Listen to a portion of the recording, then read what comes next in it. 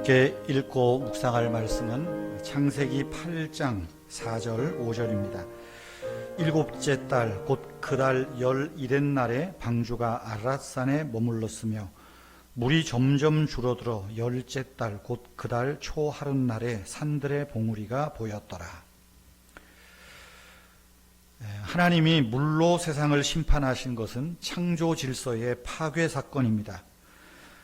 하나님은 창조 첫째 날에 빛을 만드시고 또 둘째 날에는 물과 물을 나누셨습니다. 하늘 위에 물을 두셨고 하늘 아래 물을 나누셨습니다. 셋째 날에는 천하에 즉 하늘 아래 물이 한 곳에 모이게 하여서 바다와 땅을 구별하셨습니다. 이것이 창조 질서입니다. 노아 시대의 홍수는 물과 물이 나뉘어 있던 것이 허물어진 겁니다. 무너진 겁니다.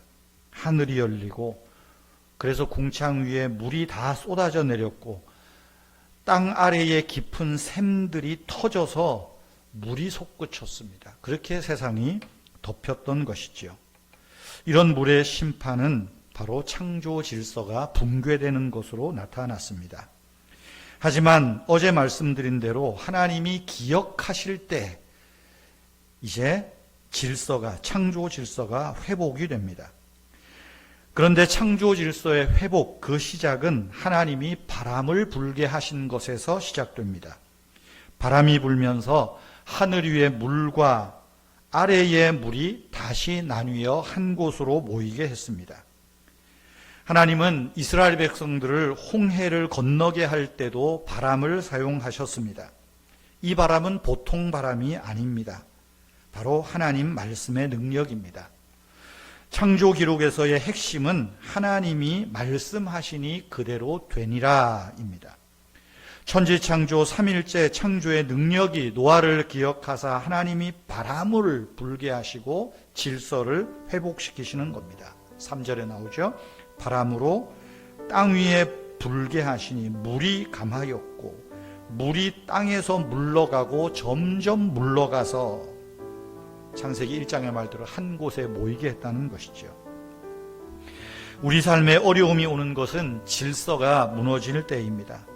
몸의 질서가 무너지면 병이 생깁니다. 물질 생활에서 수입과 지출의 질서가 무너지면 경제적으로 어려울 수밖에 없습니다. 다양한 모습으로 심판을 받고 있는 셈입니다. 오늘날 우리에게 일어나는 많은 문제들은 바로 하나님과 우리 사이에 영적인 질서가 무너져 버렸기 때문입니다. 영적 질서의 붕괴는 우리가 하나님 말씀에 귀를 닫고 있기 때문입니다. 우리 안에 기적이 하나님의 능력이 쇠하여지는 것은 말씀하시는 하나님에게서 귀를 닫아버리는 나의 완악함 때문입니다. 이제 하나님이 불어주시는 바람을 맞아야 됩니다. 성령의 바람을 맞아야 됩니다. 능력의 바람을 우리가 환영해야 합니다. 하나님은 우리의 어려움과 환난과 고난과 역경을 아시고 그 형편에 있는 우리를 기억하십니다. 그리고 성령의 바람을 일으켜 주십니다. 성도 여러분, 성령의 바람을 타십시오. 그래서 하나님의 질서를 회복하십시오.